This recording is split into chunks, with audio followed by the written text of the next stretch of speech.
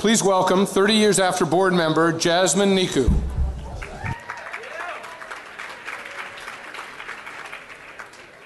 We hope everybody enjoyed lunch. If you could take your seats, we'll begin the next panel promptly. There may be no elected position that has a greater impact on our daily lives than the mayor of Los Angeles. The next election will be in the upcoming year of March 2013. 30 Years After is proud to play an important role in educating and empowering our community on local issues. We have hosted dozens of receptions and brunches with our local and state elected officials and candidates. We are thrilled to host the Iranian American Jewish community's first mayoral candidates forum. Thank you. We thank each of the major candidates for joining us today. Thank you. We are also fortunate to work closely with the Jewish Federation of Greater Los Angeles in these and other civic and community relations efforts. Join me in welcoming our close partner and Vice President of the Jewish Federation, Catherine Schneider.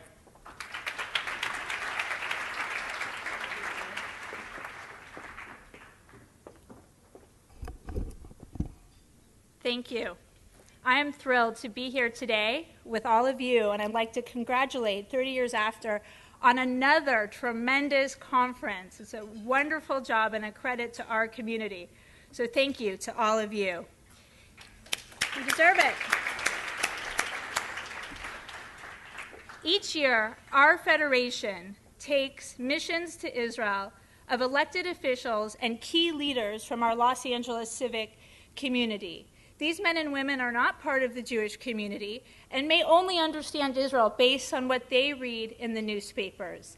And we, of course, go to the Knesset and to the Supreme Court, to the historical sites and the holy sites, but we also go to places like Sderot. And just this past May, we were in Sderot, and we drove and saw the bomb shelters in the playgrounds in the schools, the fortified rooms that had to be added on to houses. And we drove up to an overlook looking out over Gaza. And one of the members on our trips, a very prominent Latino actor and activist, stood for a moment and looked out, shocked at how close Gaza was to Sderot, and tried to understand what he was looking at. And off slightly in the distance, he saw an army base. And he said, "Is that ours?" He said, "Ours." He didn't say yours. "Is that ours?" And that's why we operate these trips, because we want to build relationships with our city, and we want to encourage the leaders of our city to have a relationship with us and with Israel. And I don't need to tell all of you in this room how important that is. Just under a month ago, a group of individuals trying to isolate and delegitimize Israel came together to put pressure on City Hall, on City Council, to not do business with a company that operates in Israel. But we were there. Our federation was there. We, as the center of the community, led a coalition that included 30 Years After, and we met with members of City Council, and we pulled together a document signed on by many Jewish groups, and we showed up at the hearings, and we prevailed, and we ensured that the relationship between Los Angeles and Israel remained strong. So thank you. And you may know about a lot of the work we do. The unbroken thread of what we've done for the past 100 years is to care for Jews in need. We do it here in Los Angeles. We do it around the world. We do it in Israel. And we do it for folks trying to get out of Iran and build their lives, places in Israel or here.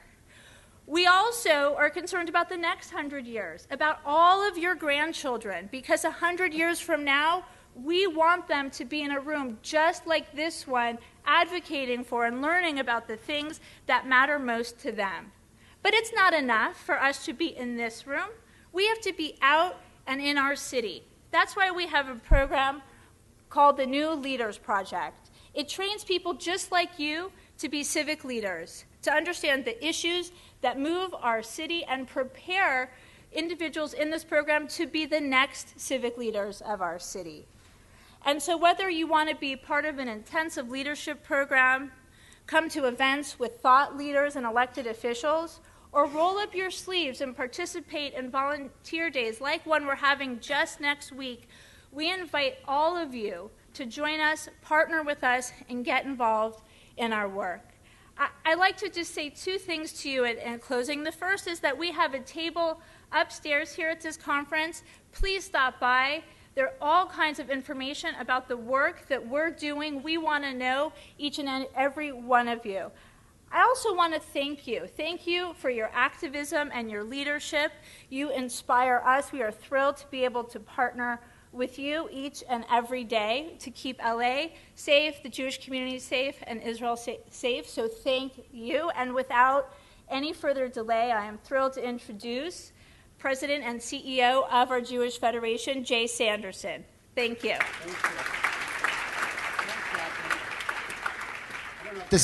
Oh, there we go. How's everybody doing? Okay, so these individuals have never debated before. This is the first debate they've ever had. And if you believe that, it's a challenging time, as you might imagine, to moderate a political event in this country and in the city of Los Angeles. So I have a few rules. No fisticuffs, right? And no laughing loudly when someone else speaks. My only rules. And lastly, short is better than long. And I'm going to start by being short in the way that I introduce the candidates to set the tone for this afternoon. And actually, before I introduce them to you, I want to introduce you to them. Because even though all four of you came from a debate this morning and are going to be debating until March, this is a different kind of an audience. This is the American dream in this room. These are individuals whose parents and grandparents came to this city, who have achieved extraordinary success, incredibly well-educated, unbelievable leaders of our community. So even though you speak to a lot of groups, I want you to speak to this group differently, because this is not just the American dream, this is the future of the city of Los Angeles.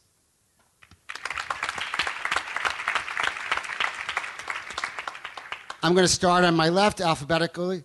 Eric Garcetti, fourth generation Angelino. City Council, joined the City Council in 2001, was the president in 05, 07, 09, went to Harvard, Westlake, Columbia University, where he got a master's in international relations, is a Rhodes Scholar, married, has a daughter, and lives in Silver Lake. See how short I was?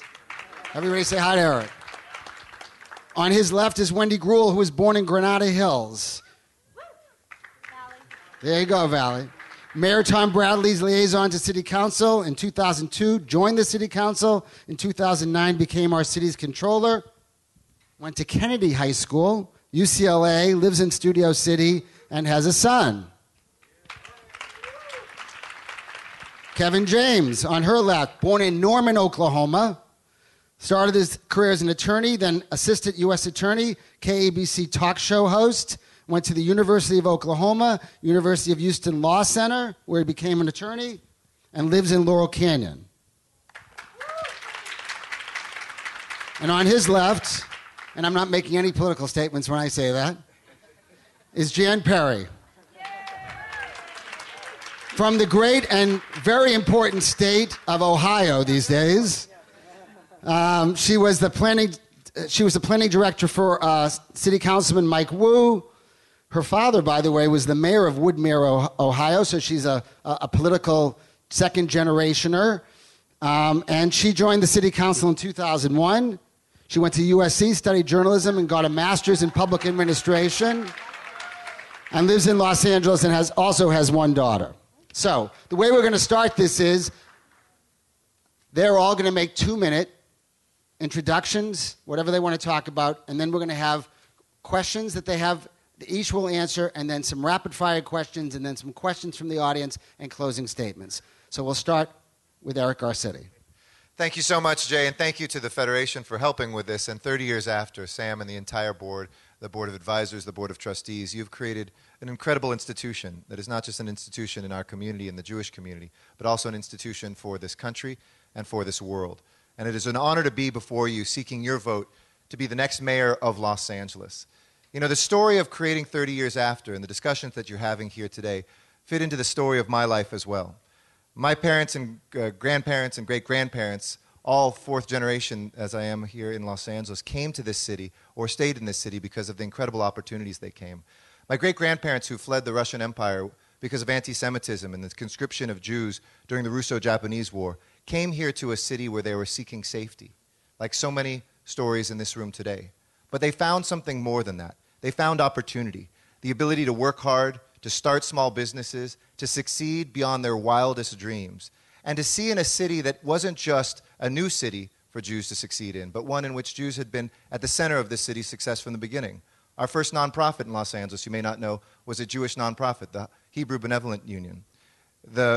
When I became city council president, I wasn't the first Jewish city council president, I was the fourth. The first two were in the 19th century.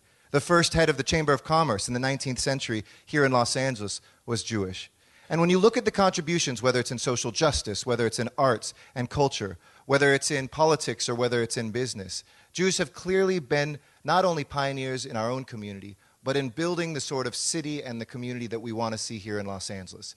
I want to be your mayor because I want to continue that tradition that it doesn't matter where you come from, how you worship God, what language you speak, where your grandparents come from, where you come from. What matters is your ability to dream big, to tackle the problems that we have today, to have a global outlook, to be strong to this world, to be strong to our allies, to have a strong Israel that we are friends with, and to make sure that we get involved in the world, because we will succeed in Los Angeles when we are the creative center of the world, a global crossroads for trade and innovation, a place in which we have leadership that looks to those jobs that we all want to be a part of and gets this city back to work.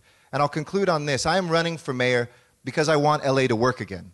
I want us to have the jobs that we've lost, whether it's in burgeoning Silicon Beach and the tech sector that we're seeing exploding in this city, or whether it's the way City Hall treats you, how quick it is to get a permit, what sort of taxes we have here, and whether it chases businesses to other states and other countries. I know that in the heart of Los Angeles, which I've represented for the last 10 years, we have seen Hollywood and Silver Lake and Echo Park and Atwater Village turn around to places we never dreamed about 10 years ago. I want to look back 10 years from now, having been your mayor, alongside with you and say this was the best chapter in Los Angeles history we have ever written. And I look forward to talking about that some more today. Thank you for having me. Wendy? Thank you so much, and I'm so pleased to be here today. I remember that first 30 years after conference. How many of you were here then? Was that amazing? I walked in, Sam Yembry had invited me, and I thought, well, this will be a small group of people at the hotel. And I walked in and I saw a group of excited, committed individuals about the future of Los Angeles and about this world, and standing up and saying, we care about Israel. And ever since then, 30 years after, has been an inspiration to me. Because as I stand here as a candidate for mayor of Los Angeles, I know how important it is to have a mayor who's engaged. And I will say right here, right now, when I am mayor, I will be here every single year and every single time. Because when we look at the future, when you talk about civic engagement and the importance of it, we know that we have to deal with some of those crises we're facing today. You're here because you understand that we have the challenges in Los Angeles. There's a fiscal crisis. When you see that half of our kids are dropping out of school, when you see that we don't have enough jobs for the people who graduate from UCLA, okay, you all were cheering for USC, but UCLA and USC. But it is important when we look at the future to have someone who understands, who has a unique experience that I do of being a small business owner, working in the entertainment industry, and now, yes, being the person who figures out the numbers. To a parent of a 9-year-old in public school who just became vice president last week, just so you know, I'm pretty happy about that. He voted, got elected to that. But is a parent who understands that we have to not put off things for the future, but do them today. As someone who, every single day, my vision as city controller is to make sure that our taxpayer dollars are spent wisely. It is, as the next mayor of Los Angeles, to ensure that the message is clear that we will stand with Israel, not just when it's easy, but when it's tough. It's never tough in my book, but when to stand up and say, as I did that day a few years ago, standing on Wilshire Boulevard, where those of you may have been in 106-degree weather, I think it was, or standing there the second time to say, I stand up with Israel. Or for the visit I made with Yaki Dayan to see him today is so wonderful to see our previous Consul General. And to be in Sderot, and yes, to see how close we were to Gaza. To be there and to stand there and say, we will never, ever let that happen where we are not standing with Israel.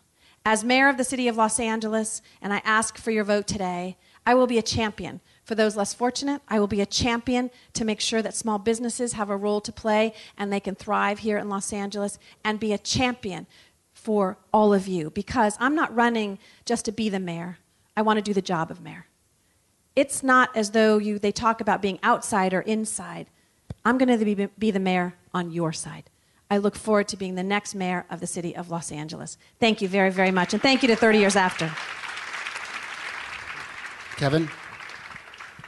Thank you, and thank you all for coming out today. Thank you to the 30 Years After organization. Congratulations on your conference. I will tell you that a member of your board of advisors, Macon Delrahim, was, I think, maybe my second supporter on day one when we announced.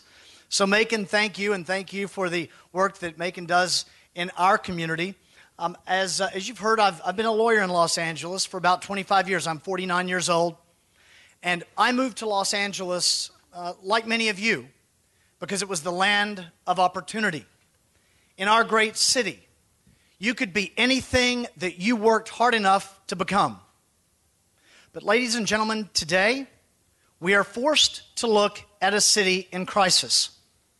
Whether it's a jobs crisis with an unemployment rate in the teens, whether it's a budget crisis with budget deficits in the hundreds of millions of dollars every year, whether it's an infrastructure crisis with a crumbling infrastructure, the nation's second worst roads, broken sidewalks, whether it's an education crisis, a school district that struggles to graduate half of its students, whether it's the culture of corruption in City Hall, such that we have numerous departments and even commissions under investigation, or a transportation crisis where poor planning results in epic gridlock. Ladies and gentlemen, with new leadership, we can do something different. My opponents have been in office for a decade. It is a period of time that the Wall Street Journal said, was written in the Wall Street Journal, was a decade of decline in Los Angeles. As mayor, I will make Los Angeles a business-friendly city again through business tax reform and permitting reform. As mayor, I will introduce budgets that are balanced with long-term solutions, not short-term one-off gimmicks, and that is with salary reform and pension reform. On infrastructure, I will spend infrastructure money on infrastructure projects instead of spending that money on raises that we cannot afford. In education, I will use the power of the mayoral podium to effect real reform, both in the LAUSD and in Sacramento. Regarding the problem of corruption, you can solve that culture simply by exposing it from the inside. And transportation, we will plan our transportation projects from a foundation of common sense and make sure that every transportation dollar goes as far as it possibly can. And let me just say, regarding Israel, my record and my advocacy regarding Israel and supporting our relationship in America and our relationship in Los Angeles with Israel is very public, somewhat very well known in radio and television, and it will only grow stronger as the mayor of Los Angeles.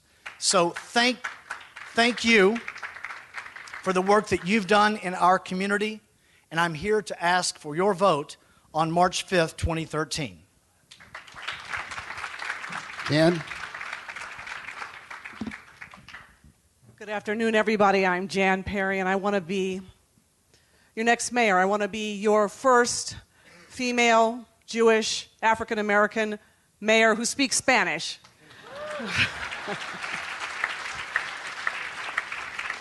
I chose to become Jewish after coming to the University of Southern California, the best school in the... Okay. And who won the game yesterday? I was supposed to be in Seattle. Okay, whatever. Anyway, and it was there where I met Rabbi Geller, and as I began to explore what I wanted to do to find my pathway to Hashem, if you will.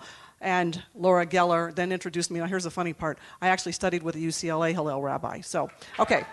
Anyway, so Chaim Seidler-Feller, and that's where I ended up. But nonetheless, my faith, my beliefs, who I am as a woman, as a Jew, dictate what I do every day as I pursue rebuilding the city. If you want to know what kind of mayor I would be, look at what I've done the last 11 years, bringing in 90,000 new jobs with LA Live. We are poised to bring in even more jobs if we are fortunate enough to get a football team and put 30,000 new people back to work. I have built housing. Thank you.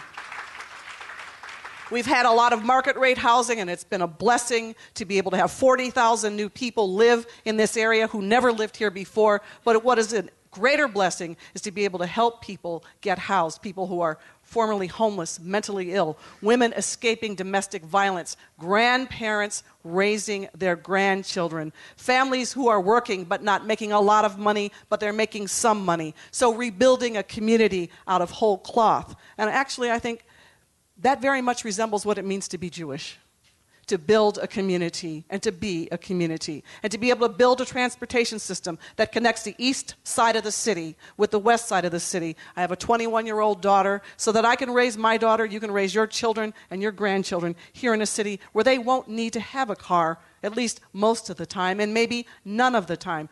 Gas is too expensive, insurance is too expensive, it's just too difficult. We were just on the west side this morning at Leo Beck, where people were talking about transportation and traffic congestion. One of the greatest things that we can do is to build housing near transportation, to make it affordable for your children, for people on fixed incomes, to get people out of their cars so we can alleviate congestion and improve our air quality. And then lastly, the last 11 years, I've been deeply embedded in working with the Los Angeles Unified School District, not only in creating opportunities, assembling land to build new schools, but to build projects that enhance what they already have. I'm very proud that we took Prop O, or Clean Water Bond money, and I built a 10-acre wetlands next to a brand new high school around the corner from a junior high school. And that's the second wetlands in South Los Angeles. So everybody's family has the same chance to raise their children in a manner that leads to a better quality of life, a better quality of education, a chance for everybody's child to compete,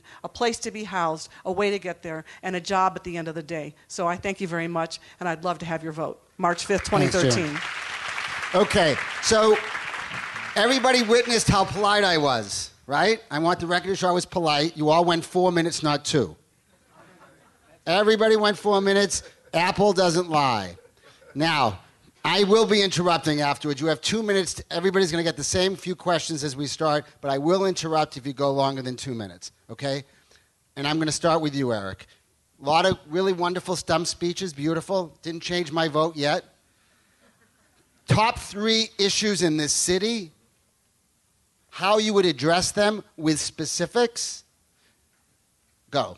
In 2 minutes. Wow. That's right. All right. Top 3 issues. Putting the city back to work. We've lost 165,000 jobs in the last 30 years and added 800,000 people to the city. I want to eliminate our gross receipts tax, which I've already done in particular industries. 12 different things where we've reduced or eliminated our city's business tax, which chases businesses to neighboring cities.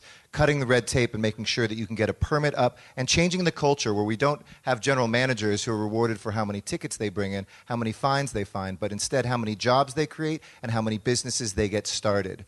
I would tell all my general managers at the beginning they have to reapply for their jobs. It would send a clarion signal that this place has an urgent task to put people back to work. Number 2, making sure that we have a transportation system that works for all of us. We are stuck in traffic. It separates families. It keeps us from work. We spend time in our cars instead of time with our loved ones. 10 new lines, whether they're rail and or rapid bus lanes, in the next 10 years, making sure that we can take a subway all the way to the ocean, that we have a north-south heavy rail line through the San Fernando Valley and through a tunnel in the Sepulveda Pass instead of widening the 405 freeway, which is kind of like throwing a slightly bigger sponge into the ocean and wondering why it's waterlogged the day it opens up. Third, we've got to make sure that we fundamentally look at participation in this city. I want to be a mayor who builds a way in for everybody to be a part of the turnaround. We couldn't have done that in Hollywood. We couldn't have done that in Silver Lake. Tripling the number of parks, doubling the number of schools, putting an after-school program in each one of those, and inviting small businesses to be a part of it if we don't make it easier for people to be there. I want to be a high-tech mayor that uses the best of social technology to bring people into government, just as I did in my own district, where you can take a smartphone app right now called GARCETTI 311, and if you download it, you can actually take a picture of a pothole or of graffiti. Through the GPS in your phone, we know where it is. It takes 20 seconds, and we can text you back 2 days later when that pothole is filled or when that graffiti is painted out. In Hollywood, real time. All right, that's your 2 minutes. You're done. All right. Let's go. He almost made it. You can do it, Wendy. All right, quick. All right, first, it's like location, location, location. It's jobs, jobs, and jobs. Unique experience as a small business owner and the importance of being the architect of business tax reform, where we reduced business tax overall and, yes, began to reduce gross receipts tax and continue to do that. Where we said to the entertainment industry that I came from, its importance here because everyone is impacted by the entertainment industry. It's our signature industry. And as I like to say, New York would never let Wall Street leave. Los Angeles should never let Hollywood leave. It is our signature industry here in Los Angeles. We need to be The city of Los Angeles needs to be business friendly. I'm going to be the job czar, not hire a job czar. I'm going to be the person picking up the phone and saying, businesses need to move to Los Angeles. They need to be here. And for those businesses that are here, we're going to support you and help you expand, because that's how we deal with our fiscal crisis. The second is transportation. I have a history in working on the issues of transportation. Was very, very much involved in Measure R and the importance of getting those dollars here to be able to have a trans economy. That's the kind of money that we're going to have for our infrastructure in the city of Los Angeles. And it's not just about the rail lines. It is also about our streets and our sidewalks. People have said to me, if you just pave Wilshire Boulevard, I will vote for you for anything, because that's about transportation too. But it is creating that seamless public transportation system in the city of Los Angeles. And it's about having someone in the mayor's office who's going to make sure those dollars are spent in the right way. And as city controller, I've demonstrated that. The last thing I want to talk about is education. The future of our city and the future of this country is about education. It's about making sure that it doesn't matter where you live in the city of Los Angeles or what zip code, that you have an educational system that works for you and that we don't have a dropout rate. Thanks, Wendy. Okay.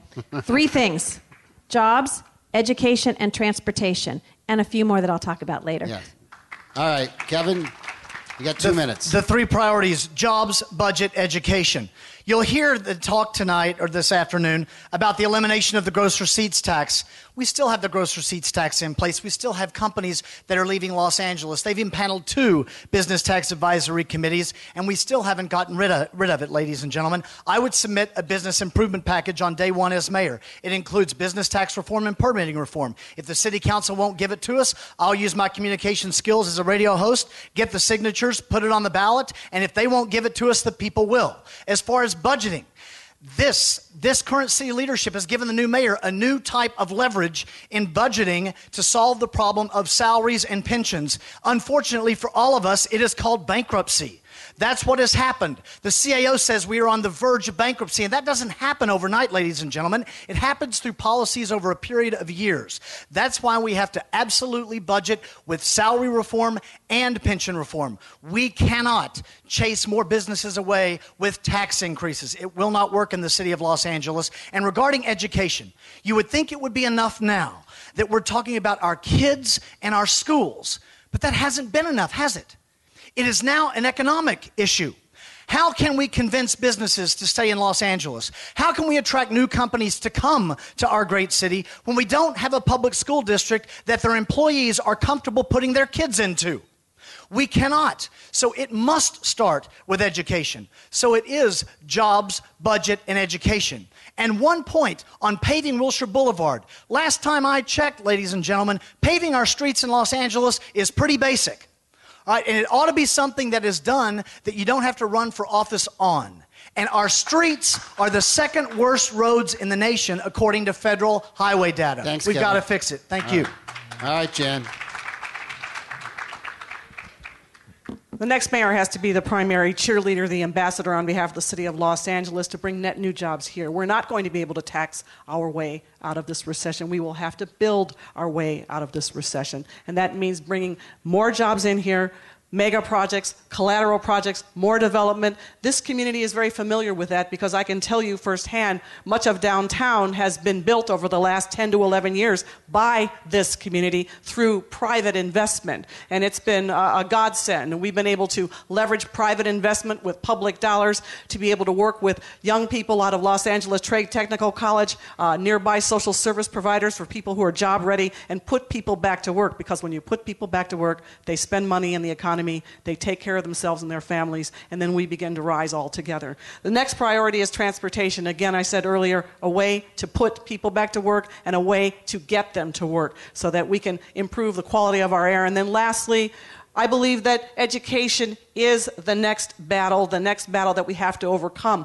We have made great gains in 0 through 5th grade here in our test scores, and they've gotten better citywide. But what I intend to, as mayor, focus on middle school transitions into high school, giving principals more leverage in the classroom to be able to allocate resources as they see fit so we can continue to cause our neighborhood schools to rise. Thank you very much. Thanks, Jan. Okay, everybody has, there should be cards on your chairs to fill in your own questions. We're going to have some time at the end, not now, to fill out the card on at your seat, and eventually someone from 30 years after will pick it up because we'll have some questions from the audience towards the end. Okay, you guys have been running for a little while now. You've been debating for a little while now. You know each other a little bit. Let's get a little more edgy here, all right? I'm going to go out of order. I want you to address each person here and tell us one thing that they want to do that you either wouldn't do or would do differently, and I'll start with you, Kevin. You also have the 2 minutes. Oh, thank you. Pension reform, starting with, let's start with Eric, all right? Eric is, I believe, Mr. Garcetti is satisfied with the pension reform proposals that we put forth. It's not enough. It doesn't go far enough. Regarding Controller GREUEL, her audits, ladies and gentlemen, the budget advocates in the city of Los Angeles from the neighborhood councils did an assessment. The value of audits sitting on the shelves in City Hall that have not been acted upon are upwards of $300 million. I argue that it's just like arresting a criminal and never turning the case over to the prosecutor. As far as Ms. Perry, this is a big one. The football stadium. I'm not going to put the economic revitalization of the city of Los Angeles on the back of the Los Angeles taxpayers because there's public money involved when the NFL hasn't even given us a team. I know that in the city of industry, we get economic benefit in the city of Los Angeles when we have a football stadium in the city of industry with zero risk to the Los Angeles taxpayers. Jobs in the region, but we will have economic benefit in the city of Los Angeles from a football stadium in the city of industry. And I don't know if you checked out lately, but the I-10 and the 10 freeway, it's kind of a problem there. Imagine putting a football stadium. First of all, I know football pretty well. You can't tailgate in a parking garage. All right? Folks aren't going to tailgate downtown LA anyway because you can't put your barbecue on the subway. So it's just a bad plan all around. I love football and I want it in Southern California, but I'm not willing to risk what is happening in Los Angeles to our convention center to hope that the NFL gives us a team someday. Thanks, Kevin. All right, Jan, you're up next. Well, Kevin always brings a smile to my face because he's a lawyer, so he should know better. But I guess I'll have to call you a little bit of a confabulator today. And, you know, he's from Arkansas, so we can talk to each other like that. You know darn well that there's no private money in this football stadium. There's no public money, excuse me, correctly. You know darn well there's no public money in the stadium, and you know darn well that the stadium is being built with private money. So let's go on to that. Ms. GREUEL does a nice job of being the controller, and the audits are good reading. And I know it's not the controller's job to figure out how to pay for those audits. So other than providing a good checklist for great ideas, we are in budget times that are the most challenging that I have ever seen. And we have to make horrible, difficult choices, laying people off, furloughing them, telling them they can't work anymore, reducing their health care benefits, asking them to pay more money. These are hard decisions. If you want somebody who's soft and pretty, I'm not your person.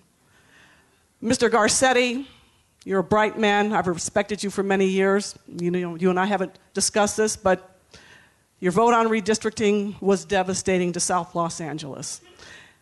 I didn't appreciate it, I didn't respect it, because this was a community that was beginning to rise, and they had been separated from their economic engine, and now they don't have any private funds to leverage to grow that part of the city.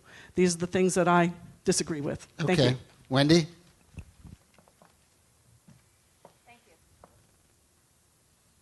Thank you. And just, it's not working. Hello? There you go. Couple of things. One, I've done an audits of I've identified $150 million of things that we can do, and I have a scorecard of those departments that should be acting upon them. So I would ask that my colleagues, when I put forward an audit, actually act upon those. That's one thing that is different. I think the one issue that Eric and I disagree on is related to general managers. You have the authority today to say they're doing a good job or they're not doing a good job. It means standing up and being a leader, and sometimes that means angering people, yes. And that's important to do, to say, not that you apply for your job, but actually I know if you're doing a good job or not, and here's what I think you should do, and if you don't meet those expectations, then you're no longer going to have that job. Kevin James, who's a good radio host, talk show host, and no disrespect, because you know I love you too, is you can talk a lot, but where's been the action over the years? Where's been the position of being literally in City Hall, outside of City Hall, saying, here's exactly what we need to do, here are the things, and being part of that discussion? And Jan and I have known each other, oh my God, how long we've known each other, Jan, for a very long time. And Jan is a person who is very tough out there, and I agree with her assessment of that part of it. But I think one of the issues that I differ on, and it's probably both a little bit of Eric and Jan, is you can't avoid some of the decisions we need to make on the budget. And there were several instances where they've not made a decision, like recently on the police department. The city administrative officer and the mayor suggested we cut 200 positions in the police department. And these were not police officers, but below that. And they decided, instead of saying either one, we're going to find the money, which I gave them a really good idea of using discretionary funds that they could use that are ongoing discretionary funds to not lay off those people. Because what happens when those individuals are not there in the police department? Police officers do that job. And why are we a safe city? Because we have more police officers on the streets. And so I think that when we look forward, and the difference between me and the other three that are here, I've stood up and said, here's how we can improve the city of Los Angeles. Here's what you do, and now Wendy. time to take action. Thank you. All right, Eric, last word on this question.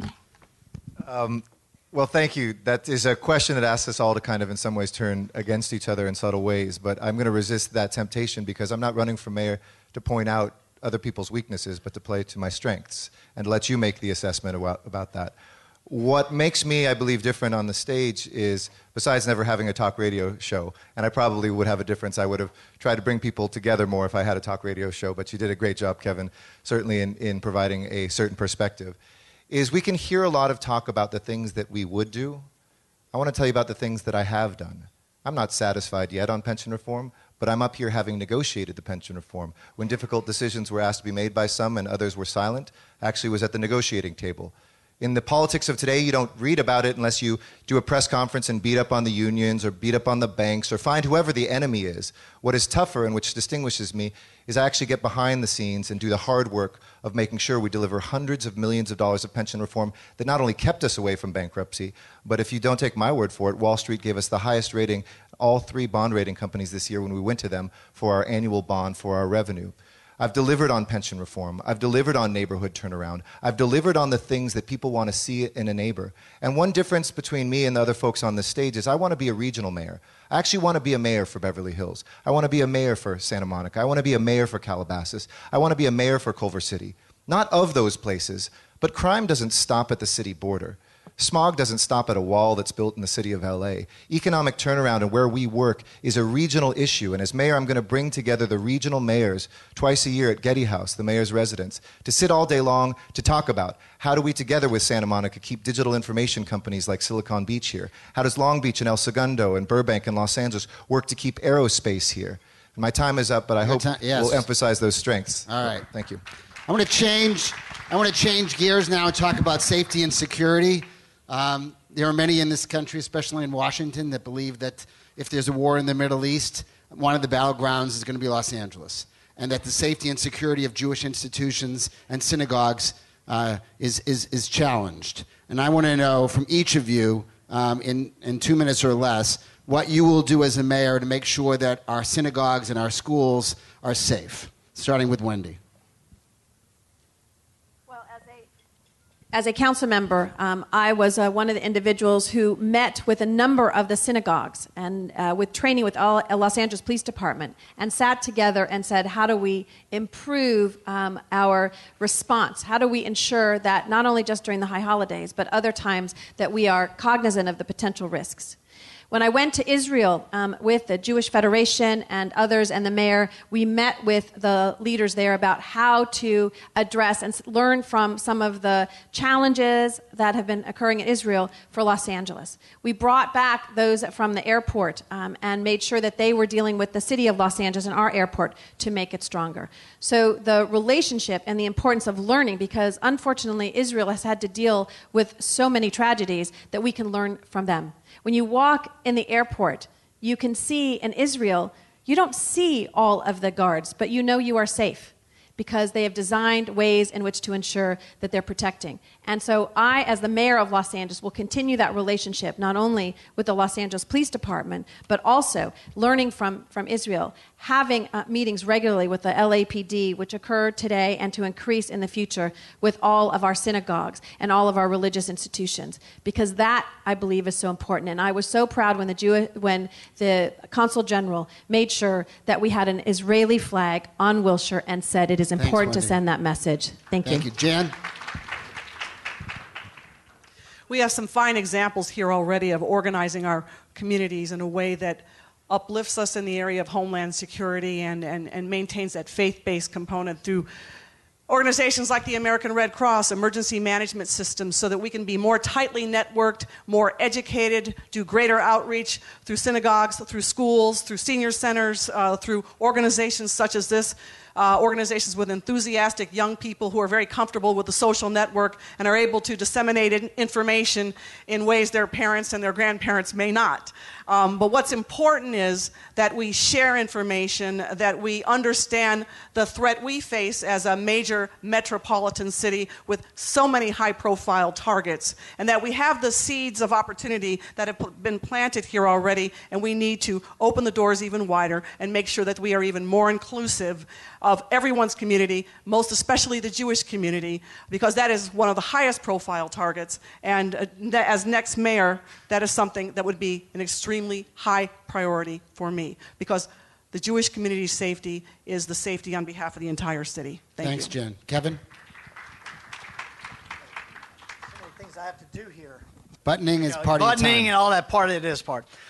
First of all, the city has a memorandum of understanding with the International Institute of Counterterrorism in Israel. The purpose of that MOU is to train the LAPD and to work with the LAPD's counterterrorism and homeland security apparatus, as well as with LAWA, the Los Angeles World Airports. There are obviously key targets.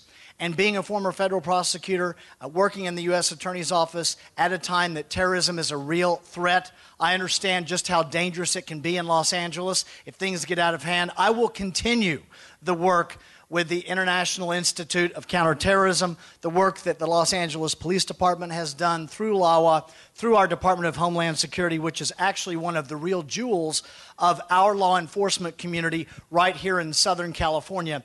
And we also have to have a close working relationship with the Department of Justice as well as our military. And frankly, ladies and gentlemen, when it comes to our safety, you need someone hawkish on it.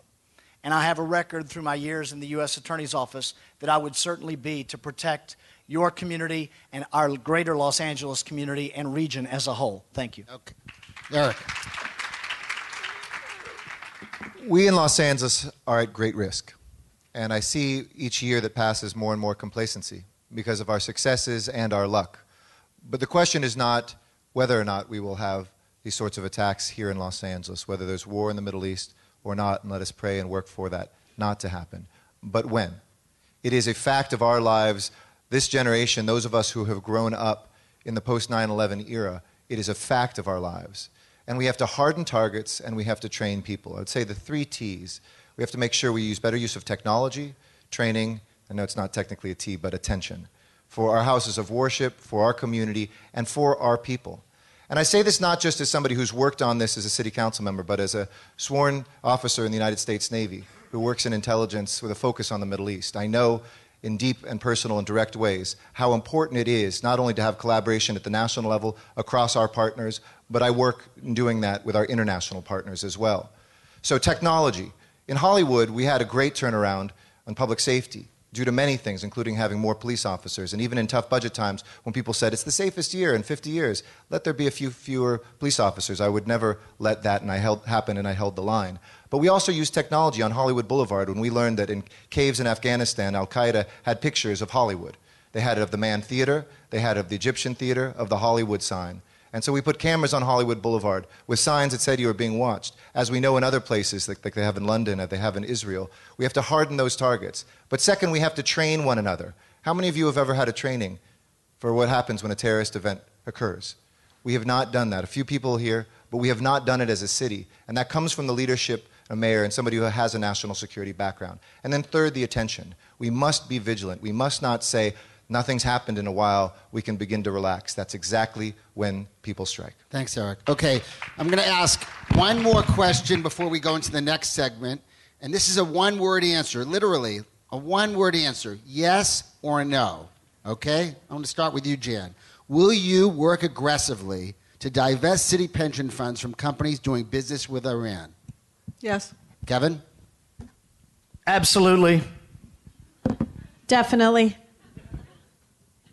Have done and will. Okay. All right. Now we're going into the time where I'm going to ask each one of you different questions. You're not all going to get an opportunity to answer it. I'm going to start with you, Wendy. We've heard about this. LA unemployment, 12.3%, compared to just under 8% nationally. When you're the mayor of Los Angeles, and you certainly have been working with the numbers, what are you going to do about it? Well, as I mentioned before, it is about jobs. I'm going to be the job czar. It's going to be everything from reducing our business tax, getting rid of the gross receipts tax. It's going to be making sure that it's not just about public service, but customer service for residents. It's going to make sure that we go after those technologies you want to keep in the city of Los Angeles, from clean tech to high tech to manufacturing. It's also going to be about making sure that we keep the entertainment industry here in Los Angeles and the state of California. As a California Film Commissioner, I've advocated and been successful, and we got the governor to sign again the extension of those business tax, particularly tax incentives for entertainment industry. I'm going to be the job czar for the city of Los Angeles. With my small business, I understand what it means to meet payroll. I understand what it means to struggle and what we need to do to keep businesses here. And it's going to be about using the dollars we get as well from transit that is coming to Los Angeles for transportation, and having someone in the city that makes sure that those dollars will go for the infrastructure that is critically needed, because jobs are going to help us get out of this recession. Thanks, Wendy. Jan, traffic, terrible. Gas prices, $5, right? If you were the mayor of Los Angeles today, what would you be doing right away to deal with both traffic and the gas prices?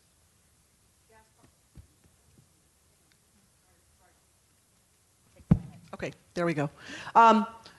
Gas prices and traffic. Well, I'm a huge advocate of light rail. I was the former chairwoman of the Exposition Line Authority, and I felt that, well, basically the Expo line connects the east side of the city with the west side of the city. This is our greatest opportunity to get people out of their cars. Gas is too expensive. You know, gas prices are fixed by geopolitical reasons. You know, I'm not sure how much a mayor can do other than to advocate where you can advocate in Washington, D.C., to have our congressional representatives do their very best for us. But we need to build more infrastructure here in the city. And with north-south connections, we were over at Leo Beck this morning talking about north-south connections through the Sepulveda Pass to be able to get people out of their cars and to ask people what they're willing to do, what they're willing to give up. Are they willing to give up one car out of 4 and take a train, take a bus, carpool, do whatever they can do to make this better? Thanks. How many people here either went to private school or have children in private school right now? Raise your hand. Okay, Kevin. What's your position on vouchers? I would support vouchers.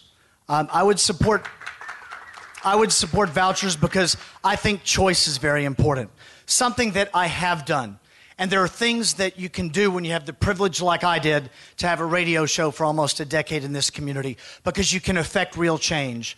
There are some things that the city council won't do. We go around the city council, we ring their phones, and we get it done that way. One of the things I had the privilege of doing in the education area was being one of the very first media outlets that provided a sounding board for the parent revolution and for the parent trigger legislation that helped get that legislation passed.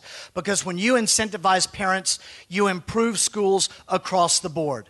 I support more families having a choice on where their children go to school. Because when you have school choice, it forces the excellence down.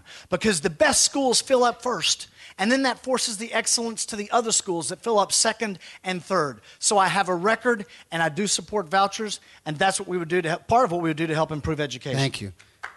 Eric, what are the principal differences between you and our current mayor? You know, our current mayor has laid a beautiful table in some ways on transportation. He's shaken up the status quo on education. But we're different people. I don't think that we have to choose, whether it's this mayor or past mayors, between having a good and bold vision and getting the work done. I love systems and details and getting my hands dirty and actually achieving things. But I also love hearing from my city a vision for what this next decade looks like. For me, what's most important is to make sure that we have the next generation of thinking, of looking at what companies not have fled, but which ones might come here. I had dinner on Friday with a number of entrepreneurs, Howard Marks, who founded Activision, one of our main video game companies, and our video game industry is larger even than Hollywood here. But it's also in danger of leaving. And he has an incubator here where he's looking to start 300 new companies, 30 of which are already here. I want to be the mayor that embodies not only that vision of this city that says this is going to be a tech center. By the way, LA is where email was first created. It's a place where we put the Mars rover up there. We need to make sure that we have a mayor not just looking at what's here today, but I think one difference I have is I'm going to be looking at where we need to be tomorrow. Thank you. Okay. We're now going to go to questions from all of you. Here's the first one I'm going to ask you, Jan. Many people here live in the Beverly Hills area. What's your view on the proposed subway line under Beverly Hills High School and the expansion of the subway in general? Okay, that's funny. All right, I've actually walked that side. I walked in Lasky Drive, and I've been over at the school district's office, and I understand the proximity of the oil well, the football field, the bluffs, and how tight a site that is. I think it's a very difficult site. I think going down 150 feet does pose issues, poses risks, and creates problems. I am at a loss as to why the board won't at least give some consideration to the residents of Beverly Hills on the possibility of creating the other option. The other option was Santa Monica Boulevard, and I know they have it's a thrust fault, I believe, on Santa Monica Boulevard, and there's the ability to be able to build in a parallel fashion along that and create a portal so that you can bring people from Santa Monica Boulevard and bring them into Century City. So the battle continues. It's still unresolved. I think it's unfortunate. We're surrounded by smaller cities, and I think that Los Angeles needs to be a lot more beneficent in its viewpoint towards our smaller neighboring cities and to give greater consideration to what we need from them in order to move this entire region forward. Okay. Now, I want to go back to education. I know so many young people who are trying to get a good education in our community colleges go to registration and they see that almost all the classes that used to be offered are not being offered. So, Wendy, what are your plans for bettering the community college system here in Los Angeles? To do. Number one, the community college system has been an integral part now of our educational system. I know when I was growing up, it was not seen as part of that continuum, and it now is. A lot of young people are going to that community college and then going to the four-year college for a variety of reasons. It's an important part of our educational system. We need to make sure they have the dollars. It is a state issue as to the amount of dollars that they have, but the connections we need to make between our institutions and our business community, because there are ways in which you can have training programs that are directly correlated to whether it be being CPAs, whether it be through technology. And there have been some great, Valley College, I represented Valley College as a city council member, some great arts and entertainment connections and the funding that you get there. But we have to continue to get the state back on track to ensure we get the money for our community colleges, because they are the lifeblood of encouraging our young people to be able to have that career that they want to be able to go. And so it is a key part, and I've worked very closely with many of the community colleges to make that happen. Okay, I have this one question. I don't know who to ask, but I'll go back to it later. Legalization of marijuana. Obviously, a lot of people want to know, so we'll get to it. Eric, how will you deal with the unions in this community? The next mayor needs to be able to work with everybody in this region and in this city. To the last two questions, you need a mayor who actually, as I laid out in a vision for a regional mayorship, to be able to bring together cities so that by the time Beverly Hills and LA are fighting together, they actually have solved it ahead of time. We need to make sure our community colleges, as I've done in my own district, are able to actually work things out with the city ahead of time so that we do things like, in my district, we actually put a job training center on a college campus for the first time. And we worked at career ladders that look at the local businesses around a community college and make sure that moved forward. And as chair of MTA, one of the things I would do is make it free for students at the community colleges to use Metro as well. But with our unions as well, you need somebody who can talk, who has relationships with the unions, and who can get the job done. When I sat down with our unions, we went into a room and we talked about pension reform together. Now, many people didn't talk to them. They said, hey, you should cut more. And by the way, I would never do that to you. I'd never make you give up pensions, or I won't say what I would make you give up. I had to do the hard work as council president of getting real results. As I mentioned, over approximately $300 to $500 million from pension reforms. I've shown the ability to be their friend, but also to tell friends things they don't want to hear. That is the measure of a mayor, not somebody who demonizes them, but who is friends with them and who can actually then say, look, if we don't do this together, we all go down as a sinking ship. Thanks, Eric.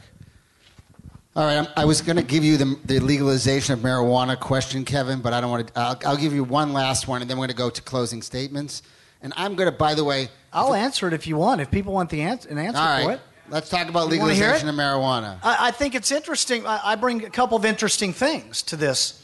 I was the chairman of AIDS Project Los Angeles for a number of years right here in Los Angeles, a $20 million a year agency. And as the chairman of APLA, many of our AIDS patients need medical marijuana for their sustenance, for their comfort, to live a normal life, in fact. So I support medical marijuana for those purposes. But the other hat that I wear is as a former federal prosecutor. And what has happened, and what we saw with the city council's failure yet again to be effective on an important policy point, was what they did. This is the only city council in the country that can start with 187 medical marijuana shops, put in a moratorium in place, and watch it jump to 1,000. Okay, that's not exactly a moratorium. That's a failure to lead. So what we have to do is work with the feds. We have to work with the feds because it's still a Schedule I narcotic. We have to realize that it is and has been legalized in the state. So we have to bring in all of the necessary entities, including the district attorney's office, who I work with very well, the city attorney's office, and we have to work out a plan. Thanks, Kevin. So that, and we've got to keep it out of the neighborhoods. Thanks. Okay, we're running out of time. We're going to do closing statements now. And I know you guys have been doing this a lot. And I want this group to get something different than what you're giving everybody else. So I'm actually going to pose you. There's no preparation on this. I'm posing a question for you to address in your closing statement, not the same old, if that's okay. Okay? And we're going in reverse order, Jan, so you're going to go first. If you were the mayor tomorrow, what have you learned from past mistakes and from past challenges that will inform how you're going to be a better mayor today than you might have been earlier in your career? What will inform you from the past? That's a very good question.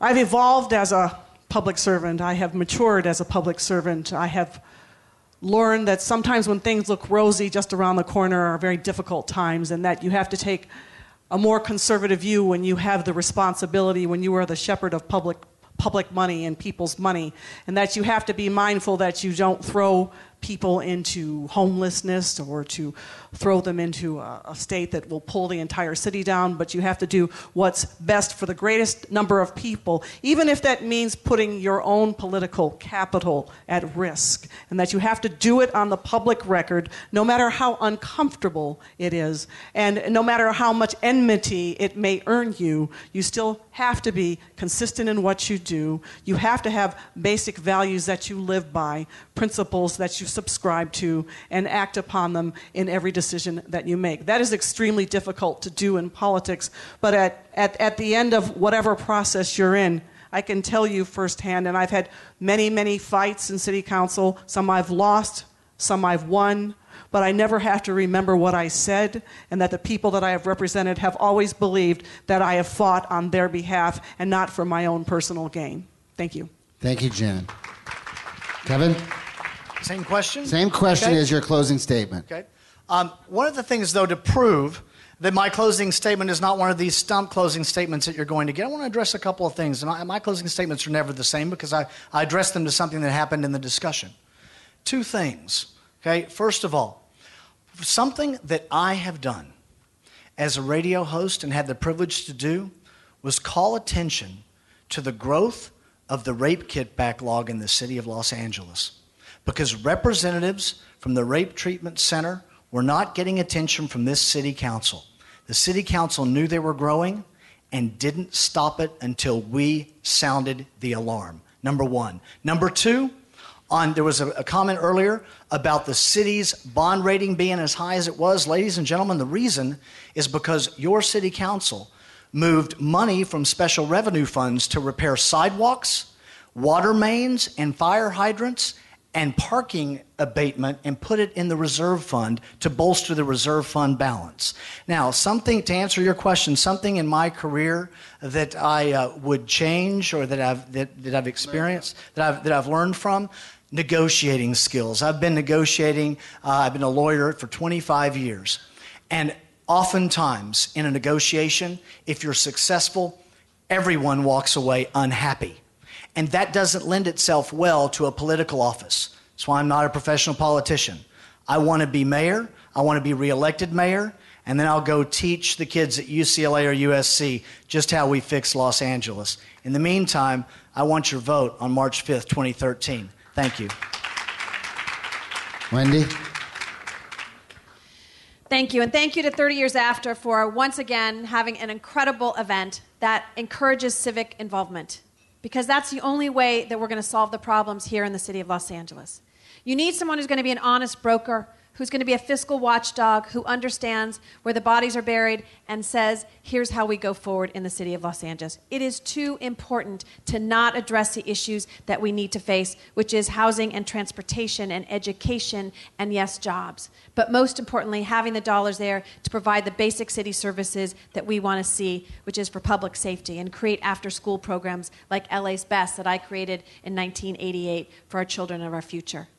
But it also is about sometimes saying what the truth is. It's about being the truth teller. And that's what I've done as an outsider, as the city controller. Now, one of the things I learned, probably from the time I got elected to being now the city controller, which is you have to get people angry sometimes. And you have to be able to stand up and say, this is wrong. And I've done that on numerous occasions from all of the audits, including an audit on the rape kits, including an audit on fuel usage, including an audit on housing authority, and the money's not going to the people of Los Angeles and instead for travel. I'm going to continue to be that advocate. I'm going to be the person who is also going to be the champion of not only the city of Los Angeles, but the champion of Israel. And it's about history, and it's about responsibility, and it's about accountability. And as the next mayor of the city of Los Angeles, I have the ability to stand up and, yes, anger people because I'm doing the right thing. That's what I've taught my son. That's what I've taught my students that I've been able to go and talk to in the various schools, and that's what I'm going to do as mayor of Los Angeles. I will stand arm in arm with 30 Years After, with the Jewish Federation, and each of you to make Los Angeles the one that we can be proud of. Thank you very, very much for having me tonight. It's tough going last because some of the lessons are similar, but I think the most important lesson, and thank you for the question, it's actually a great one, is you have to be comfortable being disliked. Any of you who ever want to run for office, ask yourself that question. Not, will it be great and will I be loved? But are you going to be comfortable being disliked? A lot of the time for a lot of decisions you make.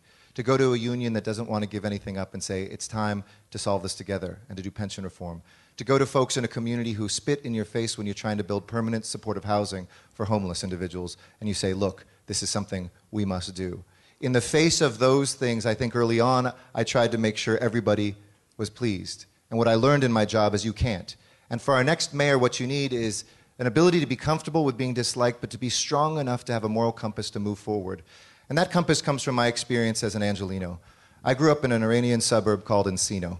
And it was a place where I know that this city was the global face to the world, where you saw the face of the world on the streets of Los Angeles, so that when my father, who taught me so much about public service, he's taking photographs back there, he is somebody who told me about what it was like in 1967 to be in Tehran and Shiraz and the beauty of that city, so that when I saw my friends who were here, Iranian Americans, to know what they had picked up and left, to leave everything behind and take that risk, and to come here, informed who I am. And whenever I leave LA, I see the face of LA on the streets of the world, and I bring to this cultural fluency. I've traveled to 80 countries in all 7 continents. I used to teach international relations at USC and Occidental College, because we have to position Los Angeles as a global hub.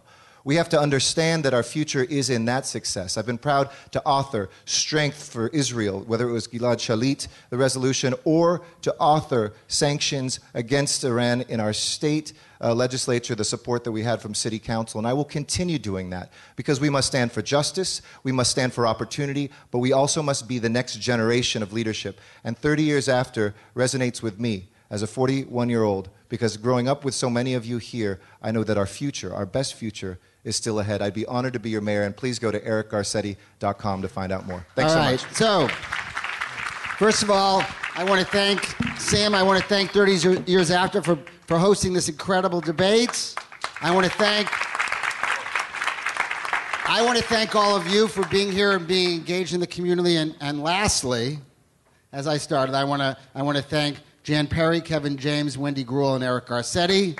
I think our city is going to be in great shape with any of you, and I wish you luck over the long haul between now and March. Thank you all very much. Thank you to all of our candidates and our moderator. Apologies for the technical difficulties earlier. If you could please direct your attention to the screens, we have a very short Jewish Federation video.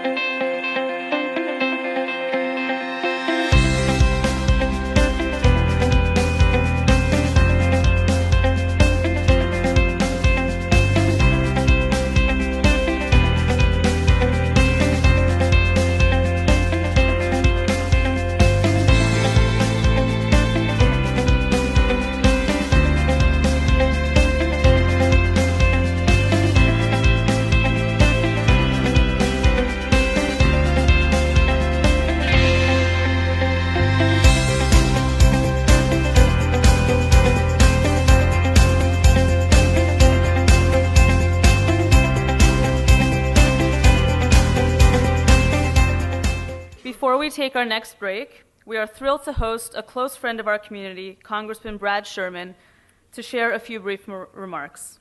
Congressman Brad Sherman represents California's San Fernando Valley and has been a member of the U.S. House of Representatives since 1997. Congressman Berman is a senior member of the House Foreign Affairs Committee. Oh, I'm sorry. I'm very sorry. Congressman Brad Sherman is a senior member of the House Foreign Affairs Committee and serves as the senior Democrat on the Subcommittee on International Terrorism, Nonproliferation, and Trade. He is also the senior member of the Financial Services Committee. Please join me in welcoming Congressman Sherman.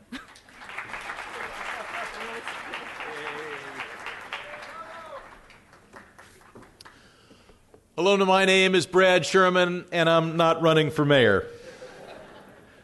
I'm known as Brad Sherman from America's best-named city, Sherman Oaks. And I've served in Congress since 1997. During that time, I've served on the Foreign Affairs Committee and have been a constant supporter of the U.S.-Israel alliance. and a constant advocate for regime change in Iran. With me here today is my foreign policy advisor, Civic Kurdistani. Civic is part of the Los Angeles Persian Jewish community, and I believe is the one member of that community to hold that kind of foreign policy post in Washington. Iranian American Jews have had an extraordinary level of success, one of the most highly educated and successful immigrant groups in the long history of our country. I commend 30 Years After for organizing this conference, and it is so good to be not quite at my 30th 30 Years After event. By way of background, my involvement in the Jewish Persian community began in the late 1990s. Good to see you. When I focused on the Shiraz 13, introduced House Concurrent Resolution 128, secured 109 co-sponsors, 109 members of Congress standing with the Shiraz 13. And if it wasn't for the Iranian Jewish community in the San Fernando Valley, I might not have heard about that as early as I did and focused on it as with the level of intensity that I gave it. As Jews from Iran, you know the threats to Israel, especially those posed by Tehran. And I want to urge everyone here, there are 613 mitzvot, one of which is to help the people of Israel. And you have an opportunity to speak out, not just within the Jewish community, because we Jews spend a lot of time talking to each other. It is a wonderful, wonderful thing. Call in the talk shows, not just the radio talk shows, the C-SPAN, America's least watched cable television network. Whenever you have an opportunity, and if some of the folks here, if you happen to have an accent, that's not a reason to avoid calling. That's credibility on the issues that you're addressing. And let people know what Israel has to do to defend itself. Let people know that the Iranian nuclear program is not just an Israel problem. It is a problem for America as well. I support economic sanctions on Iran. I'm not unmindful of the fact that economic sanctions affect people, not just governments. But it is critical to the security of the United States and Israel that we force the regime to change its behavior, and it's not going to do so in response to only moderate pressure. That's why I've supported these sanctions since 1999 and continue to author additional sanctions. I'd like to be able to resolve this issue with the Iranian regime, but that isn't going to happen unless they face a threat to regime survival. I authored major provisions in the Iran Threat Reduction and Syria Human Rights Act that was signed into law a couple months ago, focused on the Revolutionary Guard.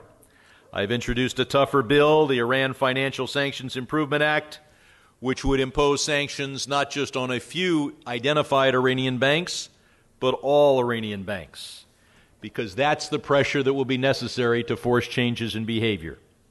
I've supported regime change and introduced clear back in 2003 the Iran Freedom and Democracy Support Act. And I'm getting this red sign here, which is why I'm skipping some of the fine sentences that CMAC has helped me craft.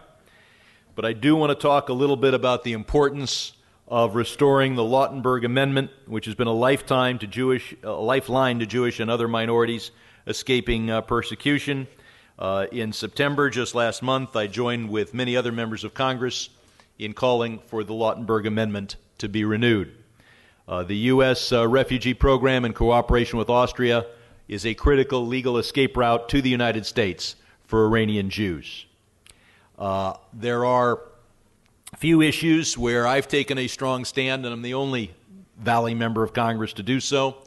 I have co-sponsored the Jerusalem Embassy Recognition Act to require the State Department to move the embassy to Jerusalem and called for the humanitarian release of Jonathan Pollard.